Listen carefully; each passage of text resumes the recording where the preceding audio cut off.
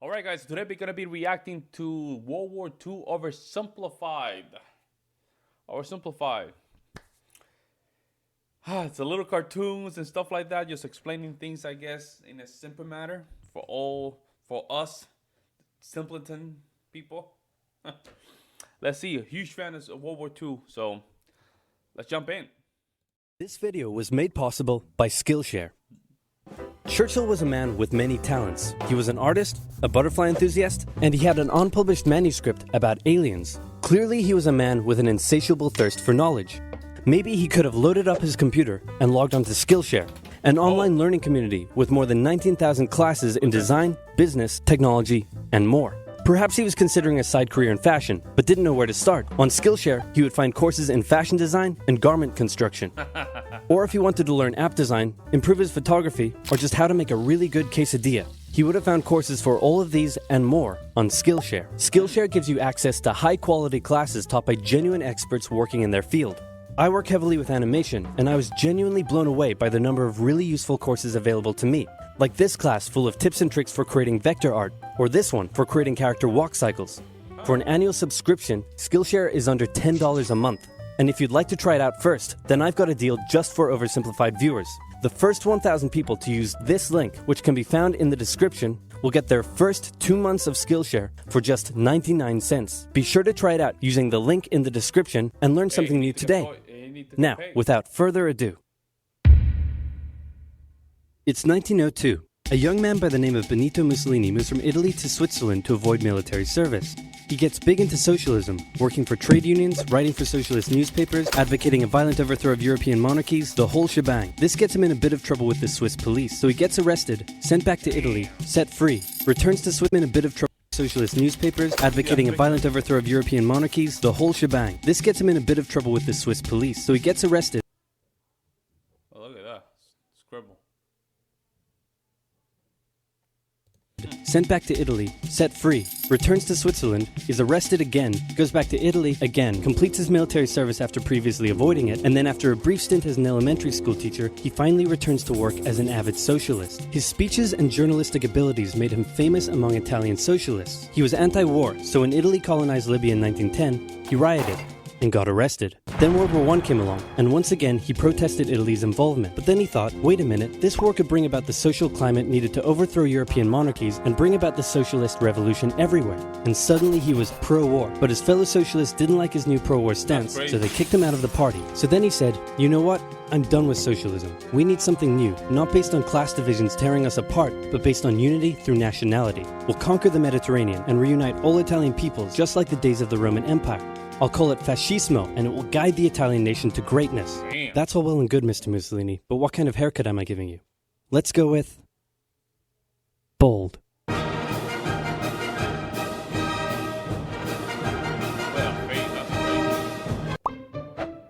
That's crazy. What kind of haircut am I giving you? Let's go with bold. Look at that. Wow. That's crazy, man. Look at that right there. That's Italian. How would I say that? Masculine face that they do. You see it a lot in those Italian American movies from the 90s and the 1980s. That's crazy. Or simplified.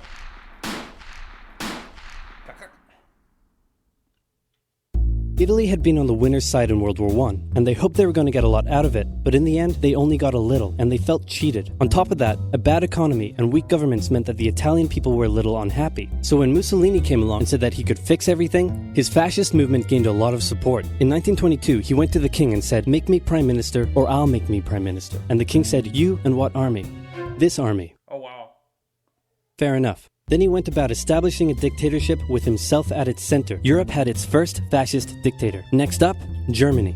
Germany had been on the loser's side, and they got absolutely wrecked by the Treaty of Versailles. They lost territory, had to demilitarize the Rhineland, had to reduce their army to just 100,000 men, couldn't have an air force, had to pay the Allies a huge amount of money that it didn't have, and a new rule was established that every Englishman withheld the right to walk into the center of Berlin, pick out any German they wanted, and spank the hell out of them. I made that last one up, but it helps you understand how all this felt to Germans. On top of that, a bad economy and weak governments meant that when a small angry man with a silly mustache came along and said that he could fix everything, the German people loved it. Hitler had been a soldier during World War I, and he was crazy patriotic, and nobody was madder than him about Germany's humiliation. He helped start a new political party, and in 1923 attempted a march on Munich with his boys. And then he got arrested. But his popularity grew, and in 1933, the president made him chancellor. He believed he was Germany's great destined savior, and he went full megalomania. Let me just give something to this guy, man. The way he's explaining everything so well, or so simply, is crazy. Establishing a dictatorship with himself at its center. Europe had fascist dictator number 2. Hitler and Mussolini had a lot of the same ideas, but more importantly, they had the same enemies, and they started to get along. Anyone else want to be friends? Franco? No? You good? I do. Who's that? It's Japan, and they've taken over northern China. Let's rewind a bit. Japan had isolated itself from the rest of the world for over 200 years until the Americans showed up and said, you're going to trade with us and you're going to like it. Then the Western powers imposed a bunch of unequal treaties, meaning Japan's economy was bust. They also had no natural resources, so they decided to go get some. They went to war with China to gain a sphere of influence over Korea, and they took a bunch of China's stuff. But then the West said, hey, cut that out. And since Japan couldn't take on the West, they said, okay, I guess we'll just go home. Wait a minute, what are you doing? Taking advantage of a weakened China and setting up spheres of influence. But I was the one who weakened them. We know. And you guys didn't let me have anything. We know. That seems unfair. We don't think so.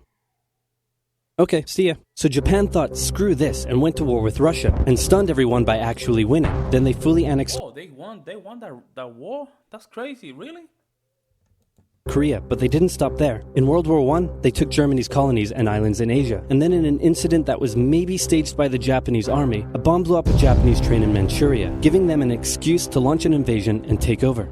So here's the situation. Nazi Germany, Fascist Italy, and Japan all believe they're racially superior, all feel hostility towards the Allies, and all want to militarize and take over more stuff. And so they did. Let's start with Germany. Hitler hated the Treaty of Versailles, and now he was ready to begin undoing it. In complete violation of the treaty, the first Luftwaffe squadrons were set up, conscription was introduced, and he pimped up his army. The Allies did nothing. Then Hitler sent his army back into the demilitarized Rhineland, giving orders to immediately retreat if the Allies showed up. The Allies did nothing. With his military re-strengthened, he could now move on to step 2. He wanted to rapidly increase the Aryan population, and to do so, he needed Lebensraum, or in other words, he would have to take over the world. But for now, a good portion of Europe would do, and he began eyeing up his neighbors. The Allies finally started to get worried, so they implemented a fairly useless diplomatic strategy called appeasement, and it went a little something like this. Hitler would say, I want that thing, and the Allies would say, you can't have that thing. Okay, you can have that thing, but no more. I want that thing.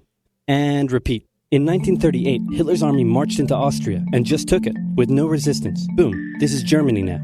Next, he demanded to be given the Sudetenland, an area of Czechoslovakia with many ethnic Germans. The Allies held a meeting with Hitler in Munich and said, look, we're going to give you what... Hang on, this meeting is about my territory. Shouldn't I come to the meeting too? Anyway, we're going to give you what you want. Really? Yeah. Just like that? Yep. What's the catch? Just sign this piece of paper promising you won't invade the rest of Czechoslovakia. Okay. Then Chamberlain returned home victorious, waving his signed piece of paper in the air, declaring crisis to be averted and the continuation of world peace. And just to show you, you know what's crazy about this? It's just to show you how sometimes the politicians that we elect, you know, they're so fake. They're not ready for it. Politicians are not ready for this, man. Unless, and you have very rare politicians that they are built for this, but this was a great example of how they saw the writing on the wall. They didn't do anything. Built a statue of Chamberlain in his honor, and every day on the 30th of September we celebrate Chamberlain Day. Hitler's invading the rest of Czechoslovakia. What? He's invading the rest of Czechoslovakia. Oh. You lied to me. What do you expect? I'm Hitler. Not to be outdone, Mussolini also wanted to get in on the action. He thought to himself, isn't there a not yet colonized nation somewhere which is so underdeveloped that the people would be defending themselves against our tanks with literal bows and arrows and wooden spears? Oh, there is? Fantastic. And so he took it. Italy also wanted to control the entrance to the Adriatic Sea, so they occupied Albania. Then, in another incident which was maybe staged by the Japanese, gunfire was exchanged by Japanese and Chinese troops at the Marco Polo Bridge. and the Japanese launched yet another invasion against China. They swept through Beijing and Shanghai, and then advanced through the Yangtze Valley. Look at that. This little thing, including the Korean colonies. It took all to China's then capital, Nanking. It was here that saw the worst of Japan's shocking atrocities committed against the Chinese people. Back in Europe, Germany and Italy made their relationship status official by signing the Pact of Steel. Then, Hitler turned his eyes towards Poland and the hated Polish corridor splitting Germany in two. At this point, the Allies really had to put their foot down, and they warned him that an invasion of Poland would mean war. Hitler had planned to continue his advance eastward, but he didn't want to end up fighting a war on two fronts. So for now, he made an alliance with Stalin, saying, "How about we both invade Poland and split it between the two of us, and I definitely won't not refrain from not betraying you sometime in the future." Sounds good. This new alliance stunned the West. On the 1st of September 1939, German troops entered Poland, and Britain and France declared war on Germany. So scary. The Poles fought hard, but they were no match for the two giants crashing down on them from either side. It's Then just the tone of it is scary, man. the Poles fought hard. Then, Hitler turned his eyes towards Poland and the hated Polish corridor splitting Germany in two. At this point, the Allies really had to put their foot down, and they warned him that an invasion of Poland would mean war. Hitler had planned to continue his advance eastward, but he didn't want to end up fighting a war on two fronts. So for now, he made an alliance with Stalin, saying, "How about we both invade Poland and split it between the two of us, and I definitely won't not refrain from not betraying you sometime in the future." Sounds good. This new alliance stunned the West. On the 1st of September 1939, German troops entered Poland, and Britain and France declared war on Germany. The Poles fought hard, but they were no match for the two giants crashing down on them from either side. Then came a period known as the Phony War, where everyone just sort of sat around not doing much. The French had launched a small invasion into the Saarland, but they maintained mostly defensive positions, and after a while decided to just turn around and call it a day. Speaking of France, the French were still super proud of their victory in World War I, and they hadn't really moved on from it. They still used horses, they dispatched messages by motorbike instead of using radio, orders from the commander-in-chief were usually pretty vague, and the troops were rarely inspected. They built a line of defenses along their German border, but didn't bother extending it all the way to the Channel, and they wouldn't launch artillery strikes against Germany out of fear of being retaliated against. In a war, they didn't want to attack the enemy. And at first the UK wasn't much better. Chamberlain still naively hoped that the war could be ended diplomatically. Instead of bombing raids, the RAF dropped propaganda leaflets over German cities, which one air marshal said likely did nothing but provide the continent with... They're afraid of conflict, man. And we're talking about 100 years old when these men have a high testosterone level.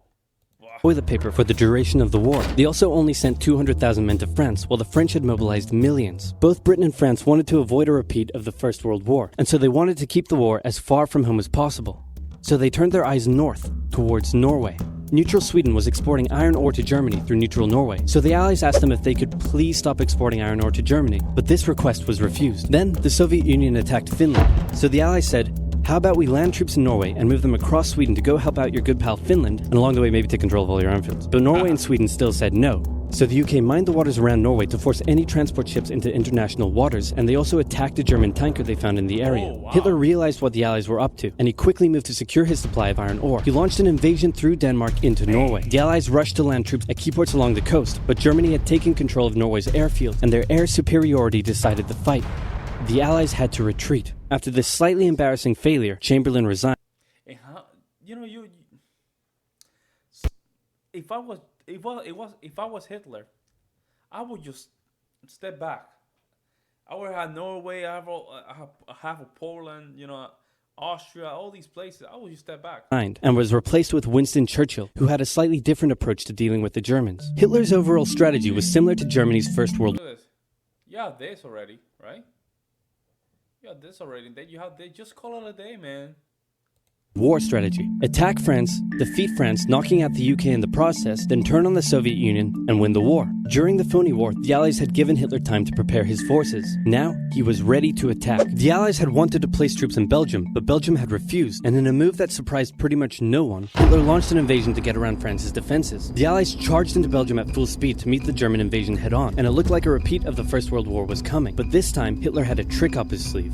blitzkrieg. As the Germans advanced, they sent thousands of refugees westward, slowing down the Allies. Then, to the south, the French had left the Ardennes, an area full of hills and forests, pretty underdefended because they thought it was naturally impenetrable. Well, the Germans were about to penetrate it with everything they had. They smashed 50 Wehrmacht divisions through and encircled the Allied armies at lightning speed. The best of the Allied forces were now trapped. The Germans squeezed in from all sides, taking out France's best armies and nearly wiping out the British too, but they managed to make a desperate last-minute escape at Dunkirk, with British civilian ships even making the perilous journey to bring their young men home. With most of the French forces depleted, the Germans breezed through, taking Paris, and France fell. What the Germans couldn't do in World War I, Hitler had done just like that.